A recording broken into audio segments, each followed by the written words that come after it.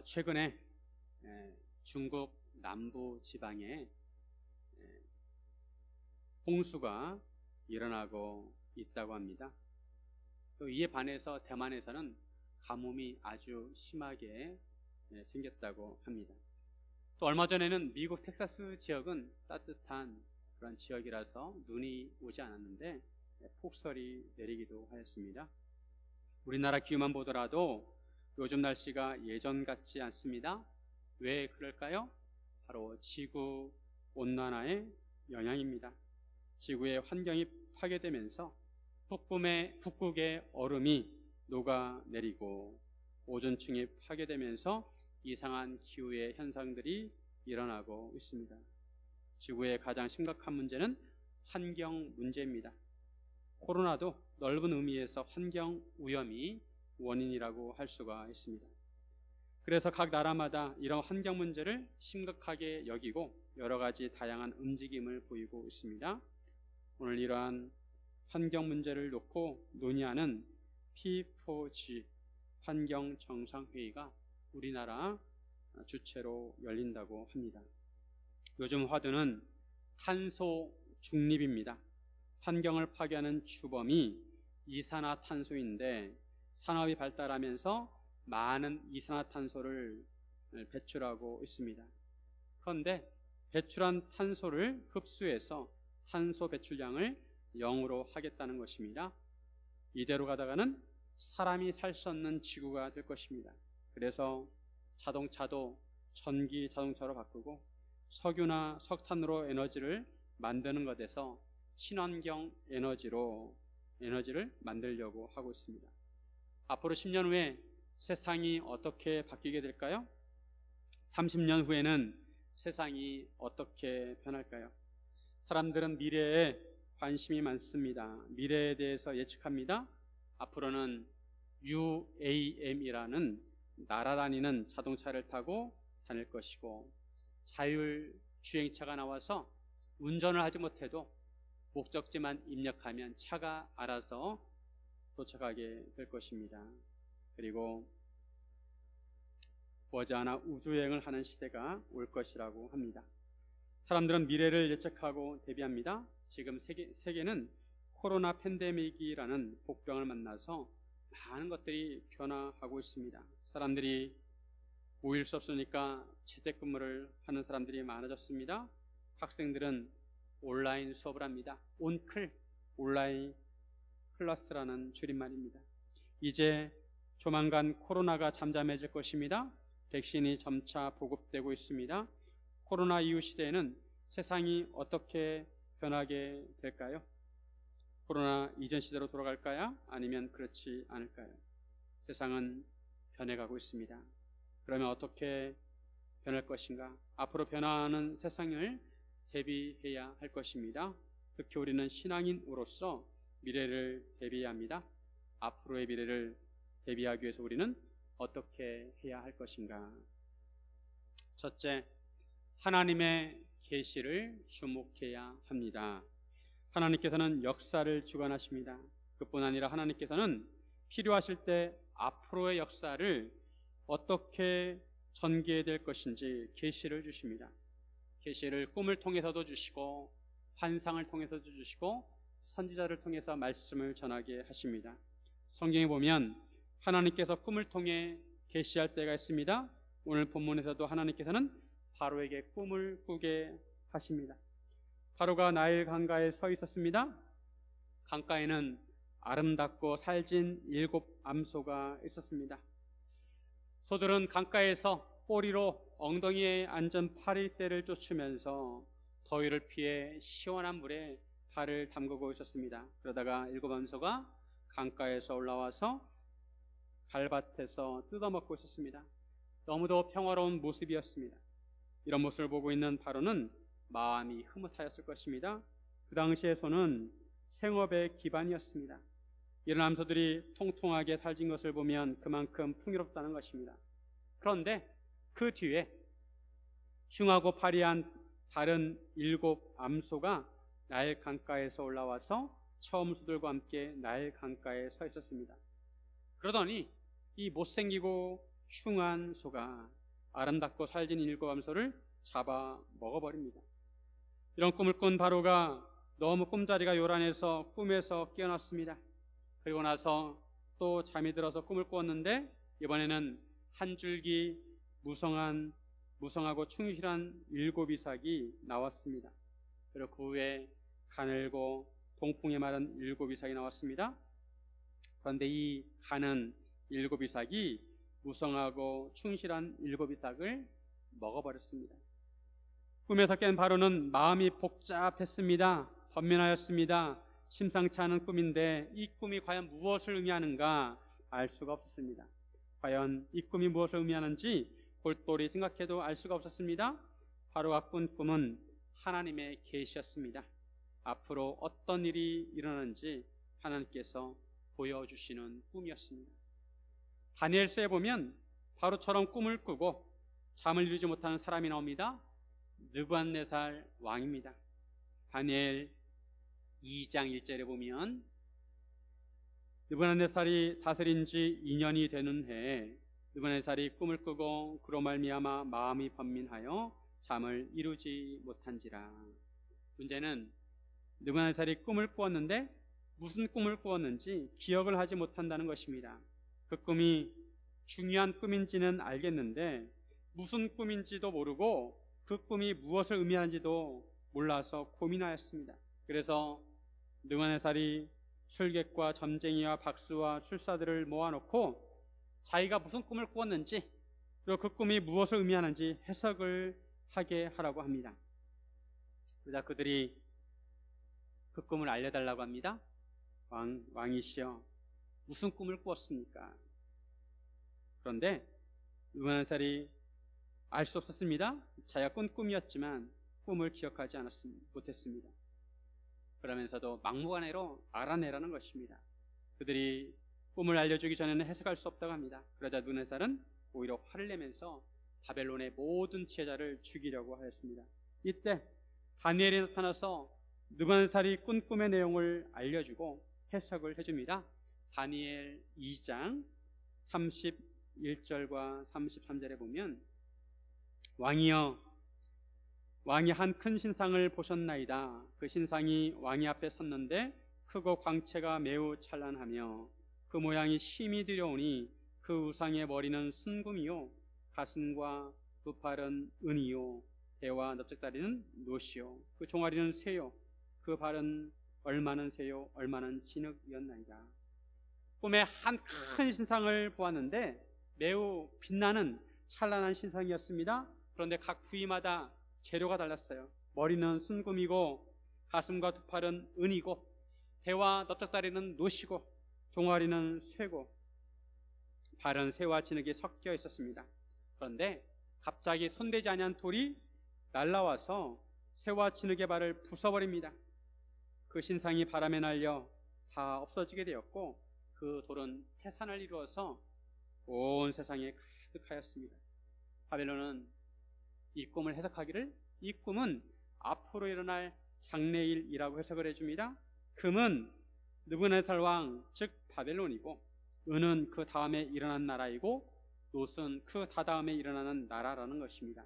그리고 손대지 아니한 돌은 하나님께서 영원한 하나님의 나라를 세우실 것이라는 것입니다.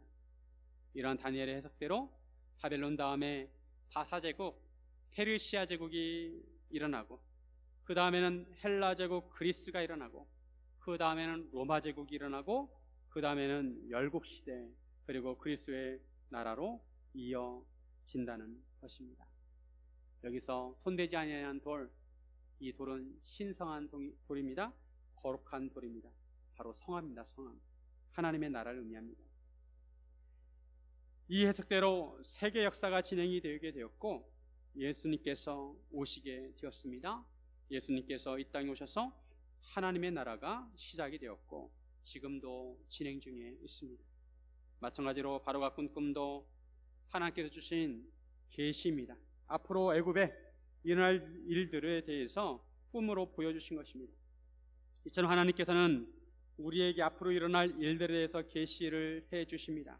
이러한 계시가 바로 성경입니다. 성경. 성경은 하나님의 계시입니다. 우리가 미래를 알고 싶으면 성경을 보면 됩니다. 구약은 이 땅에 오실 예수님에 대한 말씀이고, 신약은 이 땅에 오신 예수님과 앞으로 오실 예수님에 대한 말씀입니다.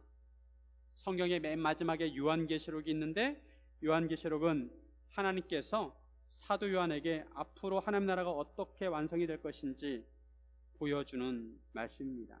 마지막 시대에는 대재앙이 일어날 것이고, 예수님께서 재림하실 것이고, 천년왕국이 이루어질 것이고, 마지막 심판으로 믿는 사람들은 천국으로 가고 믿지 않는 자들은 불못 지옥에 던져질 것을 말씀하고 있습니다. 예수를 믿는 자들은 새 하늘과 새 땅에서 주님과 함께 영원히 살게 될 것입니다. 이것이 성경에서 말씀하고 있는 인간 역사의 큰 그림입니다. 성도는 이러한 성경적 역사관을 가지고 있어야 합니다. 성경적 역사관은 세 단어로 압축하면 창조, 타락, 구속입니다. 하나님이 이 세상을 창조하셨고, 인간이 죄를 지어서 타락하였고, 하나님께서 인간을 구속하신다는 것입니다. 이것이 인간 역사의 큰 틀입니다. 우리의 관심은 우리가 살고 있는 이 시대, 그리고 우리가 맞이할 시대일 것입니다. 우리는 성경을 통해 우리가 맞이해야 할 시대를 파악하고 준비해야 합니다. 성경에서 우리 시대에 대해서 무엇이라고 말씀하고 있는지 귀 기울여야 합니다. 하나님의 계시에 주목해야 합니다. 사도 바울은 말세 때 어떤 일이 일어나는지 하나님의 계시를 말씀하였습니다. 디모데 후서 3장 1절부터 4절 말씀을 보면, 너는 이것을 알라. 말세 고통하는 때가 이르러 사람들이 자기를 사랑하며 돈을 사랑하며 자랑하며 교만하며 비방하며 부모를 거역하며 감사하지 아니하며 거룩하지 아니하며 무정하며 원통함을 풀지 아니하며 무함하며 절제하지 못하며 사나우며 선한 것을 좋아하지 아니하며 배신하며 조급하며 자만하며 쾌락을 사랑하기를 하나님 사랑하는 것보다 더하며. 말세에 고통의 때가 있다는 것입니다. 여기서 말세는 넓은 의미에서 예수님이 이 땅에 오신 그 시점부터 예수님이 다시 오실 그 시기까지 넓은 의미에서 그 기간을 의미하기도 하고, 좁은 의미로는 예수님이 재림하실 때쯤에 그때를 말세라고 하는 것입니다.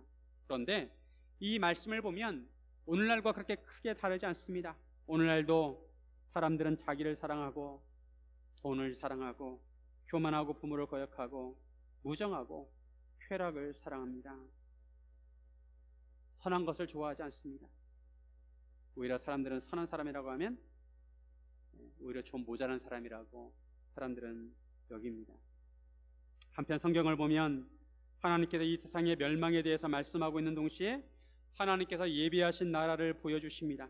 우리가 이 세상을 보면 절망할 수밖에 없습니다. 그러나 우리는 하나님 나라를 바라보면서 소망을 가져야 합니다. 요한계시록 21장 4절에 보면, 모든 눈물을 그 눈에서 닦아주시니 다시는 사망이 없고 애통하는 것이나 곡하는 것이나 아픈 것이 다시 있지 아니하리니 처음 것들이 다 지나갔음이러라. 천국에는 눈물이 없다는 거예요. 슬픈 일이 없다는 거죠. 사망도 없습니다. 죽을 일도 없습니다. 애통하는 일도 없고 곡할 일도 없습니다. 얼마나 좋습니까? 아픔도 없습니다. 뼈가 쑤시는 것도 없고 몸이 이곳저곳 아픈 것도 없습니다. 병들 일이 없습니다. 인류 역사는 하나님의 손에 있습니다. 하나님께서는 친절하게 앞으로 어떤 일이 일어나는지 성경을 통해 계시해 주셨습니다. 그런데 여러분, 지금도 하나님께서 꿈을 통해 계시를 해 주실까요?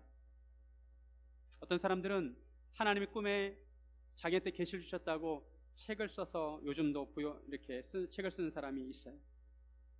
요즘도 하나님이 꿈을 통해 계시를 주실까요? 그렇지 않습니다. 하나님의 계시는 완성이 되었습니다. 예수님을 통해 계시가 성경이 완성이 되었습니다. 성경에서 앞으로 1년 후, 10년 후, 100년 후 구체적으로 알려주지 않지만 큰 그림을 보여주고 있습니다. 앞으로의 미래가 하나님의 손에 있기 때문에 우리는 성경을 주목해야 합니다. 하나님의 계시를 주목해야 합니다.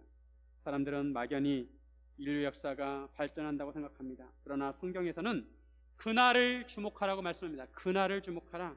그날은 예수님께서 재림하시는 날입니다. 우리는 그날을 준비하며 살아야 합니다. 베드로후서 3장 10절. 그러나 주의 날이 도둑같이 오리니 그날에는 하늘이 큰 소리로 떠나가고 물질이 뜨거운 불에 풀어지고 땅과 그 중에 있는 모든 일이 드러나리로다. 그날에 예수님께서 다시 오시면 믿는 자와 믿지 않는 자를 나누실 것입니다. 그래서 항상 깨어 있으라고 말씀합니다.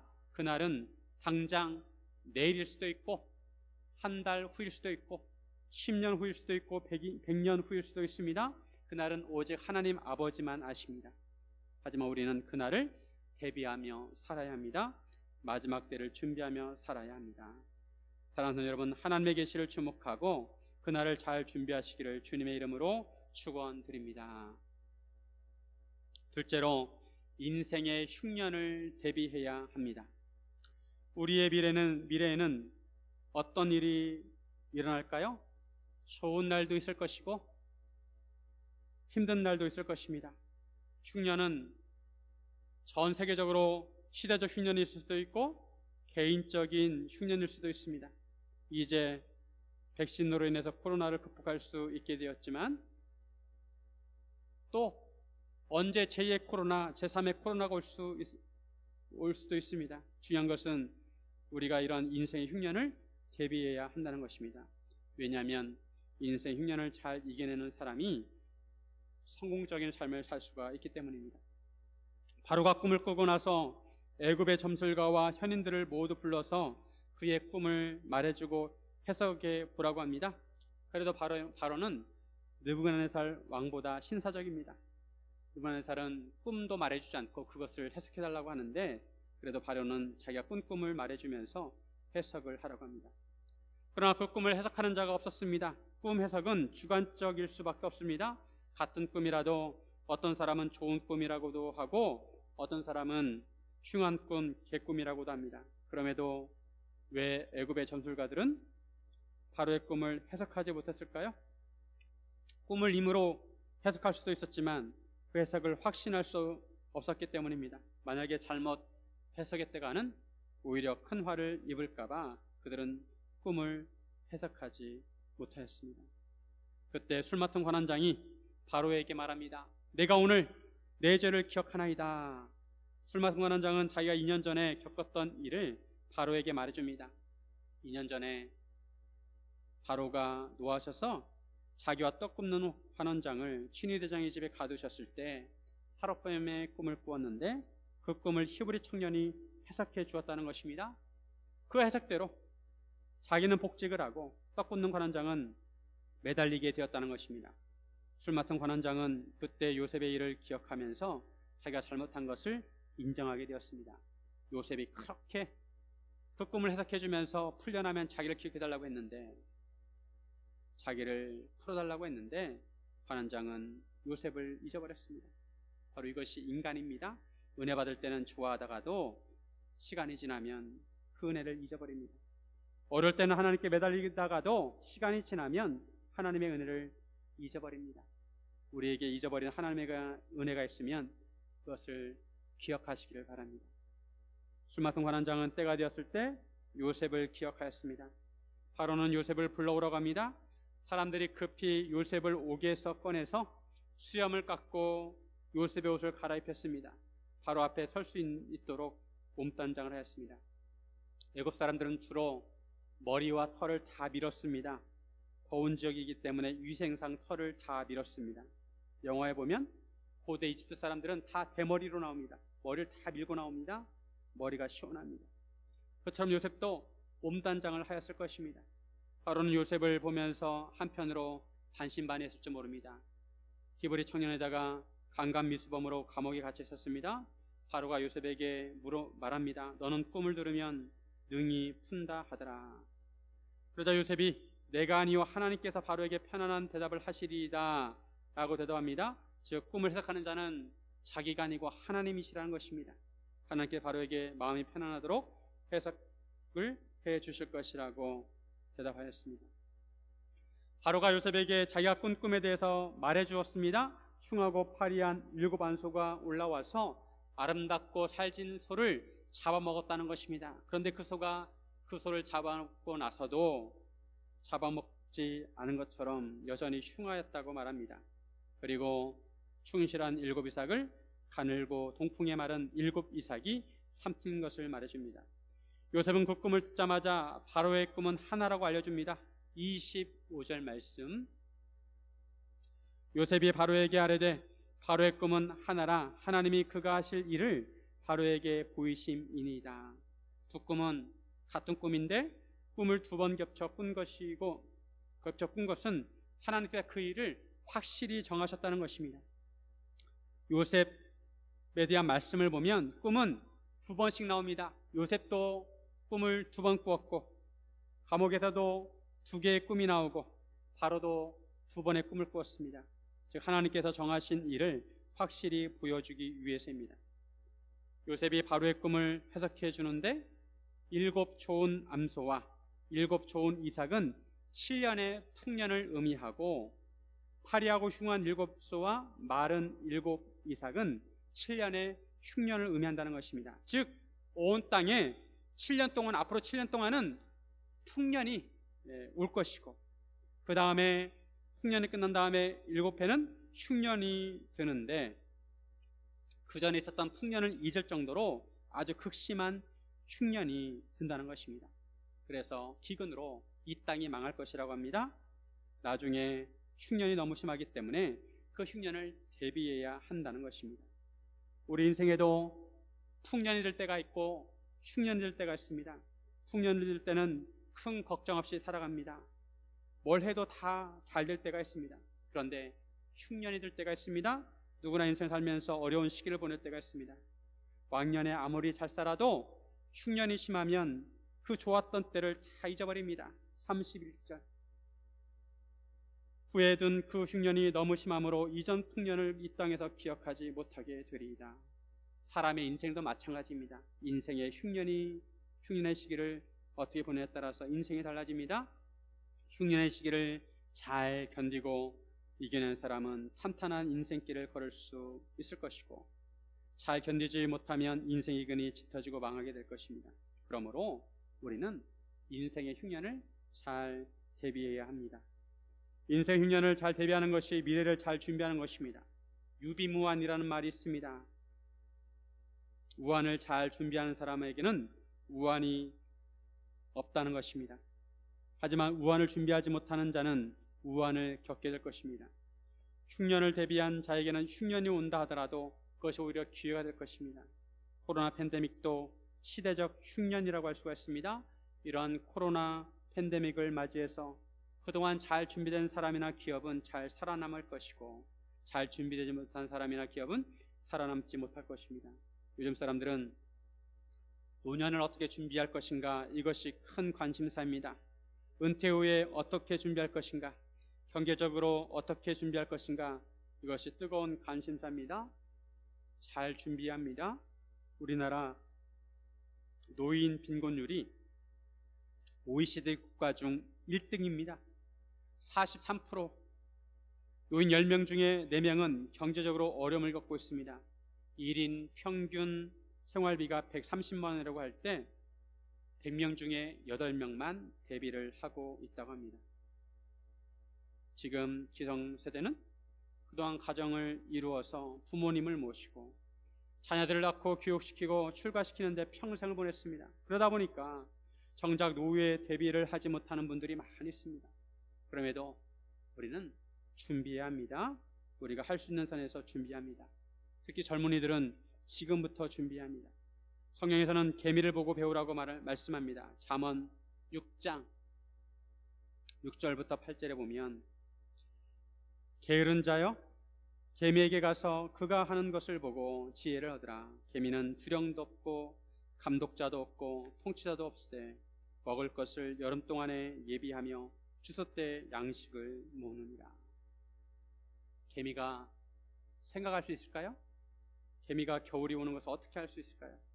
개미는 그럼에도 겨울에는 먹을 것이 없는 것을 알고 여름에 먹을 것을 예비하고 추수 때 양식을 모아서 겨울을 대비한다는 것입니다.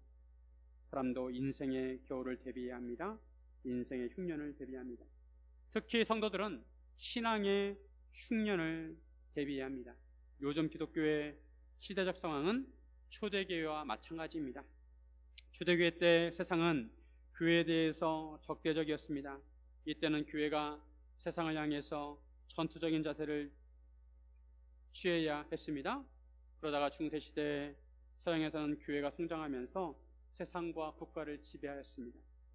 그러다가 교회가 부패하여 종교개혁 시대를 맞이하게 되었습니다. 오늘날 세상이 얼마나 교회를 공격하는지 모릅니다. 사람들마다 싸늘한 시선으로 교회를 바라봅니다. 언론들을 보면 교회에 대해서 차가운 시각을 가지고 있습니다. 다른 것들에 대해서는 관대한 시각으로 보더라도 교회만 나오면 으르렁거리는 자세로 대합니다. 우리는 이러한 시대에 전투적인 자세로 살아야 합니다. 세상과 몸으로 싸우라는 것이 아니라 영적인 전투를 해야 한다는 것입니다. 에베소서 6장 12절 말씀. 우리의 씨름은 혈과 육을 상대하는 것이 아니요 통치자들과 권세자들과 이 어둠의 세상 주관자들과 하늘에 있는 악의 영들을 상대해야 합니다. 이 시대를 믿음으로 살아가려면 단단한 믿음이 필요합니다. 요즘 믿음을 가지고 보통 믿음을 가지고는 살아갈 수가 없습니다. 성도들 한 사람 한 사람 개인적인 믿음 훈련이 되어 있어야 하고 영성 훈련이 필요합니다. 그래야 자기 믿음을 지킬 수 있습니다. 우리 교회에서는 해마다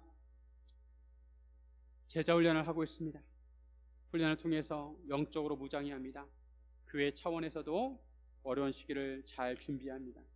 요즘 사회적 환경이 너무 타락하고 유혹받기 쉬워서 자칫하다가는 믿음을 다 까먹어버립니다.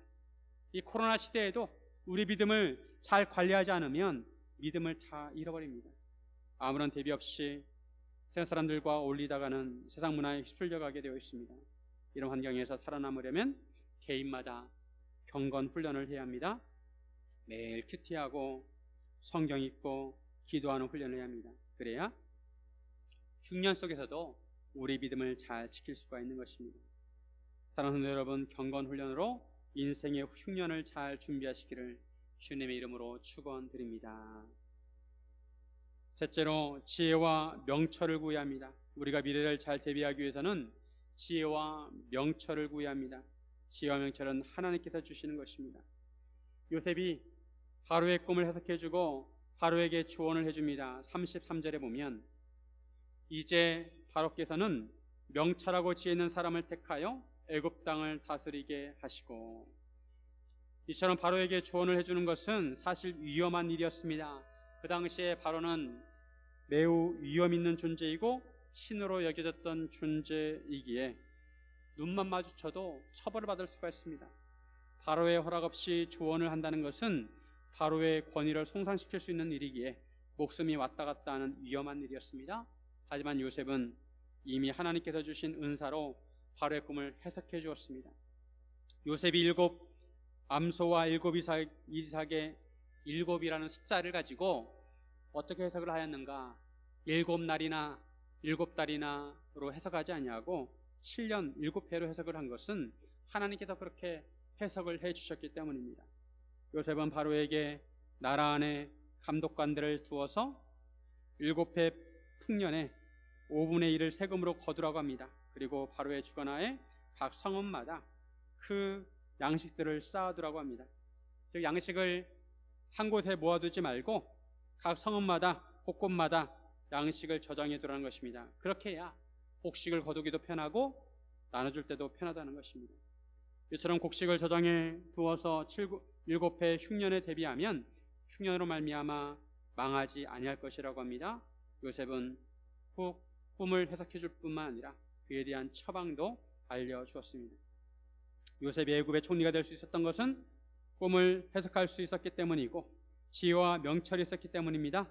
그 꿈들은 하나님께서 주신 것입니다. 하나님께서 요셉에게 꿈을 해석할 수 있는 은사를 주셨기에 요셉은 지혜롭고 명철하였습니다. 이러한 지혜와 명철은 하나님께서 주시는 것입니다. 우리도 인생을 살아가는데 이러한 지혜와 명철이 필요합니다. 우리는 시대를 분별할 수 있는 분별력이 있어야 하고 문제를 해결할 수 있는 능력이 있어야 합니다. 어떻게 해야 이러한 지혜와 명철을 갖출 수가 있을까요? 역사의 주관자이신 하나님께 구해야 하는 것입니다. 이러한 명철과 지혜는 하나님께서 주시는 것입니다. 지금까지 인류의 역사 동안 인간이 아무리 똑똑하다 하더라도 인간의 근본적인 문제를 해결하지 못하였습니다. 아무리 문명이 발달하고 기술이 발달한다 하더라도 그것은 인간의 외적인 것들, 인간의 외적인 것들을 해결하였지만 인간의 내면 문제는 해결하지 못했습니다. 인간의 생명과 죽음의 문제는 해결하지 못하였습니다. 애굽에 아무리 점쟁이들이 많다 하더라도 바로가 꾼 꿈을 해석할 수 없었습니다. 마찬가지로 인간의 사람들 중에서 아무리 똑똑한 사람들이 많다 하더라도 인간의 죽음의 문제는 해결할 수가 없는 것입니다. 인간의 문제는 인간을 창조하신 하나님의 도움이 필요합니다. 그래서 하나님께서 인간의 이런 근본적인 죄 문제를 해결할 수 있는 지혜와 명철을 가지신 메시아를 이 땅에 보내주신 것입니다. 이사야 11장 1절과 2절에 보면 이새의 줄기에서 한 싹이 나며 그 뿌리에서 한 가지가 나서 결실할 것이요 그의 위에 여호와의 영 곧 지혜와 총명의 영이요 오략과 재능의 영이요 지식과 여호와를 경외하는 영이 강림하시리니. 예수님에 대한 예언의 말씀입니다. 예수님께서 십자가로 인간의 본질적인 죄 문제를 해결하셨습니다.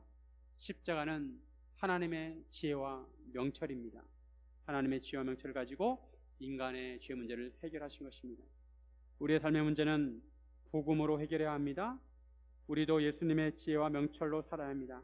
우리에게 영적인 지혜가 필요합니다. 고린도 후서 4장 6절에 보면 어두운 데에 빛이 비치라 말씀하셨던 그 하나님께서 예수 그리스도 얼굴에 있는 하나님의 영광을 아는 빛을 우리 마음에 비추셨느니라. 하나님께서 태초에 빛이 있으라 말씀하시고 어둠을 밝히셨습니다. 마찬가지로 우리의 영적으로 어두운 마음을 하나님의 빛으로 비추어야 한다는 것입니다. 지금은 정보의 시대입니다. 정보와 지식이 얼마나 많은지 모릅니다. 궁금한 것이 있으면 인터넷을 두들겨 보면 됩니다. 인터넷에 웬만한 건 다 나옵니다. 요즘 유튜브가 발달해서 각자 선호하는 유튜버 채널이 있습니다. 집에 가면 식구마다 각자 손에 핸드폰을 다 하나씩 들고 자기가 좋아하는 유튜브 방송을 보고 있어요. 유튜브를 통해서도 공부할 수 있습니다. 유튜브에는 세상적인 지혜와 정보를 알려줍니다. 그러나 우리에게 필요한 것은 영적인 지혜입니다. 고린도전서 2장 13절 말씀. 우리가 이것을 말하거니와 사람의 지혜가 가르친 말로 아니하고 오직 성령께서 가르치신 것으로 하니 영적인 일은 영적인 것으로 분별하느니라. 우리는 물론 세상의 지혜도 필요하지만 성령님께서 가르쳐 주시는 지혜가 필요하다는 것입니다. 우리 하나님께서 주시는 지혜와 명철을 구해야 합니다. 어떻게 해야 이런 지혜와 명철을 얻을 수 있을까요? 성경을 읽어야 합니다. 여호와를 경외하는 것이 지혜의 근본이라고 말씀하고 있습니다. 여호와를 경외해야 한다는 것은 하나님이 주신 말씀을 존중하고 그 말씀을 주의 깊게 본다는 것입니다. 하나님의 말씀을 묵상하고 그 말씀을 마음에 새기면 지혜롭고 명철할 수 있습니다. 여러분 믿으십니까? 믿으십니까? 하나님 말씀에 지혜가 있습니다. 시편 119편 98절과 100절에 보면 주의 계명들이 항상 나와 함께 하므로 그것들이 나를 원소보다 지혜롭게 하나이다. 내가 주의 증거들을 늘 읊조림으로 나의 명철함이 나의 모든 수송보다 나으며 주의 법도들을 지킴으로 나의 명철함이 노인보다 나으니이다. 주의 계명들과 함께하면 주의 계명들이 우리를 원소보다 지혜롭게 한다고 말씀합니다. 주의 말씀을 늘 읊조리면 명철함이 모든 스승보다 낫다고 말씀합니다. 스승은 지식이 많습니다. 가르치는 사람입니다. 그럼에도 우리가 주의 말씀을 묵상하면 명철함이 스승보다 낫다는 것입니다. 그리고 그 말씀을 지키면 명철함이 노인보다 낫다는 것입니다. 그리고 그 말씀, 이 이 명철함이 노인보다 낫다고 말씀합니다. 노인들이 얼마나 지혜롭습니까? 오랜 세월 동안 인생을 살면서 지혜를 몸으로 체득한 분들입니다. 그럼에도 주의 말씀대로 행하면 이런 노인보다도 더 명철하다는 것입니다. 우리는 하나님의 말씀이 중요하다는 것을 잘 알고 있습니다. 귀에 인이 박히도록 들었을 것입니다. 하지만 이 성경 말씀을 늘 읽고 묵상하는 것이 생각보다 쉽지 않습니다. 연초에 올해는 성경을 일독하리라 결심하지만 성경 읽기표대로 읽다가도 작심 3일이라고 3일이 지나면 밀립니다. 그러다가 일주일, 한 달이 지나면 성경을 손에서 놓아버립니다. 저도 목사에게 하루라도 성경을 읽지 않는 날이 없습니다. 그럼에도 성경을 묵상하고 해석하는 것이 쉽지 않습니다. 성경의 어떤 부분은 스토리로 되어 있기에 재미있지만 어떤 부분은 인내심이 필요합니다. 해석하기도 어려운 부분들이 있습니다. 그럼에도 우리는 성경을 읽고 묵상해야 합니다. 이제 올해도 5달이 지나가고 있습니다. 성경을 다시 손에 잡으시길 바랍니다. 안 되면 되도록 훈련을 해야 합니다. 그래야 지혜와 명철을 얻을 수가 있는 것입니다. 목이 마를 때 아무리 물이 많다 하더라도 마시지 않으면 소용이 없습니다. 물을 한 컵이라도 마셔야 갈증이 해결되는 것입니다. 새로운 시대에 하나님께서는 하나님께 주시는 지혜와 명철로 영적 분별력을 가지고 살아야 합니다. 신대륙을 발견할 당시에 사람들은 배를 타고 미지의 세계를 탐험하였습니다. 그런데 배를 타고 몇 달씩 항해를 하다 보니까 배에 실어놓았던 그 마실 물들이 다 고갈이 되는 거예요. 그런 경우에는 난감한 경우입니다. 어떤 탐험선이 바다를 한참 항해하다가 물이 떨어지게 되었습니다. 물이 없어서 선원들이 심지어는 죽어 나갔습니다. 물이 없다고 바닷물을 마실 수는 없었습니다. 그런데 나중에 알고 보니까 그 배가 어디에 있었냐 하면 아마존 강에 떠 있었습니다. 아마존 강이 너무나 넓기 때문에 끝이 보이지 않기 때문에 바다인 줄 알았습니다. 그런데 그 물은 바닷물이 아니라 강물이었습니다. 만약 그 물이 강물인 것을 알았더라면 선원들은 죽지 않았을 것입니다. 사랑하는 성도 여러분, 새로운 시대는 하나님의 지혜와 명철이 필요합니다. 하나님께 주시는 지혜와 명철로 미래를 잘 대비하시기를 주님의 이름으로 축원드립니다. 이렇게 기도하겠습니다.